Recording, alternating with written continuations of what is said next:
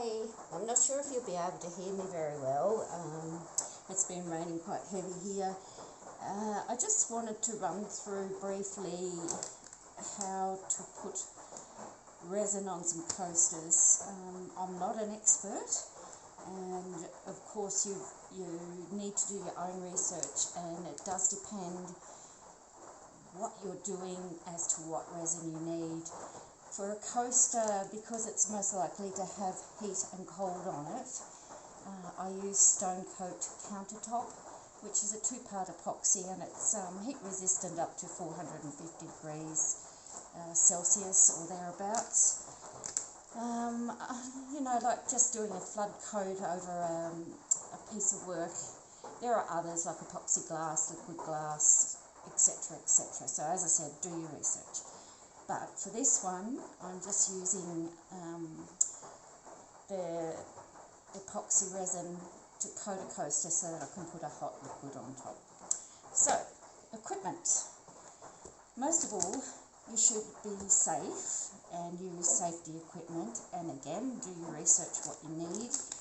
I use a half face mask. I got mine from the hardware store here at Bunnings. It's a 3M one. It has 2 filters on the side. The best filters when you're using resin should be organic vapor filters. If you're not sure, of course, ask in store and they'll be able to help you. I also recommend you use some form of eye protection. Because I wear glasses, I use goggles, just a cheap pair, and it seals over my face where my eyes are, of course, and doesn't touch my glasses. I can still see. The vapors from resin, you can't always smell them, but they tend to be attracted to moisture, hence the face mask, because of your breath, and this for your eyes. You need some gloves, which are hopefully impervious to resin. The ones that I use here are black nitrile gloves. I get these at the hardware store also. You'll need something, let's go with the mixing sticks, I guess. Something to mix with. I like these makeup mixing sticks that I got from Amazon, but you can use just popsicle sticks if you want to too.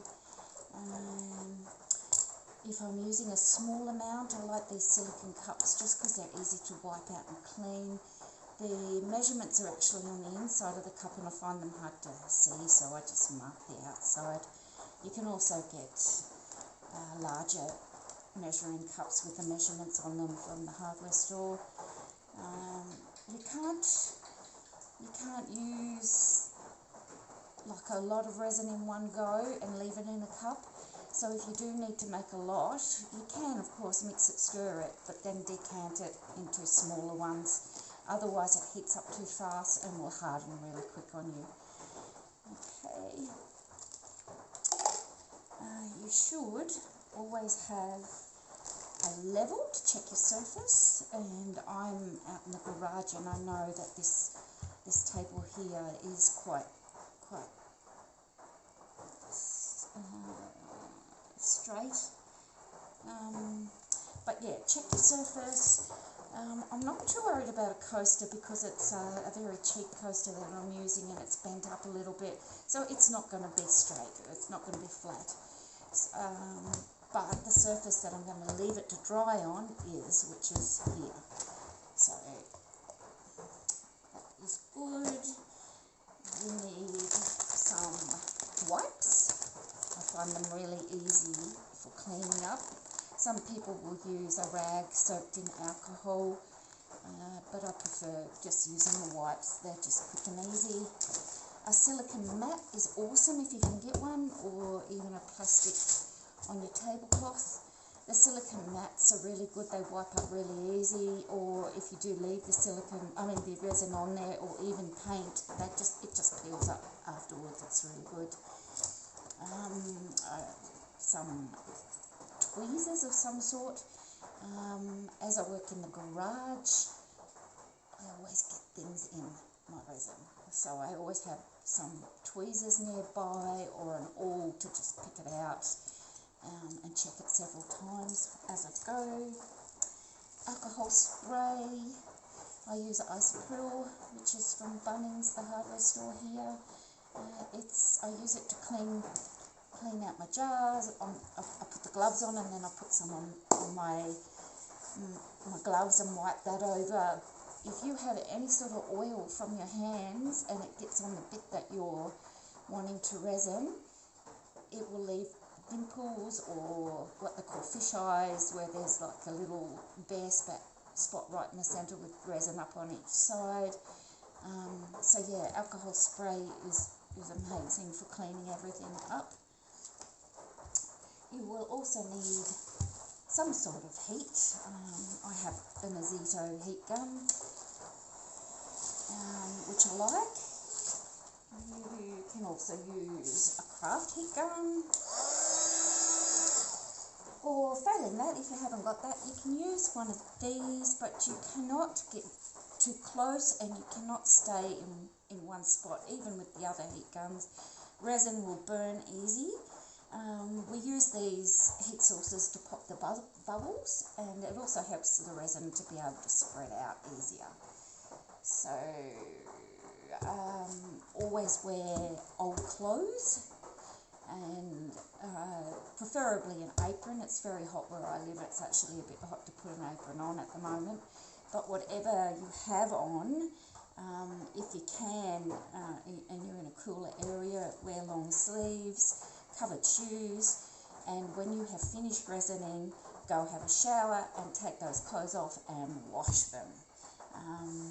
As I said, the resin might not have any smell, but it will get into your clothing regardless, and those that work with resin often, if you're not meticulous, you might not notice it straight away, but you can develop an allergy to resin. I think that covers everything as into what you may need. Oh, one other thing. This mat here, the silicone mat here that I have, it's just a cheap one from our Kmart here in Australia. It's, I think, roughly 60 centimetres square. But you also need something to leave your resin where it's not going to be open to dust or particles from the air. And as I said, I work in the garage, and the best thing I have found for me is one of these food covers, which just pop up, and conveniently it fits right over my silicone mat. And I also have a very cheap curtain that I chuck over the top as well, just to make sure it's fully sealed up and safe from any particles. Other than that, the only other thing that you have to worry about is that your surface that you're resining is very clean, I should say. I usually just use a mix of warm water, a washer, and a bit of dish detergent, and clean thoroughly over the surface. I put gloves on as well when I do it, just to make sure I'm not leaving any fingerprints behind. Then I'll rinse it off, and then just before I resin, and I'll do that when I do the resin, is I use some alcohol spray on the top and wipe that over too, just to make sure it's completely all clean. I think we're just about ready. Oh, hang on, I just forgot two other little things. Always work in a very well ventilated area. As I said, I work in the garage, so when I do resining, I open up the doors. I've got the window open behind me. I've got a fan on that side and a fan behind me aimed towards my feet as well. And the other thing is that naturally enough resin will drip down, so you might want to protect the back of your pieces. With coasters, I often just sort of tape up the back so that when the drips fall down, they'll dry on the tape, and when you peel the tape up, it'll take it back off. With something like this one that I want to make into a trivet, this has got resin on it already, but I wanted the resin down the sides so it can be washed easily. So it was very similar to the coasters. I've taped up the back, and you can see there's the drips there. So if it's easiest to use like your heat gun sauce and just gently heat those around there, and then remove the tape, and it'll come off very, very clean and easily. Something like a small canvas, and this one's already resined as well. I usually put the tape, you don't have to, but I like the effect of putting it down the side and letting it overhang a little bit, and then when you take it off, it just leaves the resin on the top like this, and a very nice clean edge around there, and a nice clean backing on the back of there. You can use like painter's tape if you want to, but the best one that I have used so far is frog tape. It's quite expensive, but it goes a long way, and I usually get it in different thicknesses, I should say widths, depending on what I want to use it on, so that if I do want an overhang, that it's going to fall below the pieces that I'm working on. Right, okay, I'll just clear up, get everything ready, and we'll resin a coaster or two.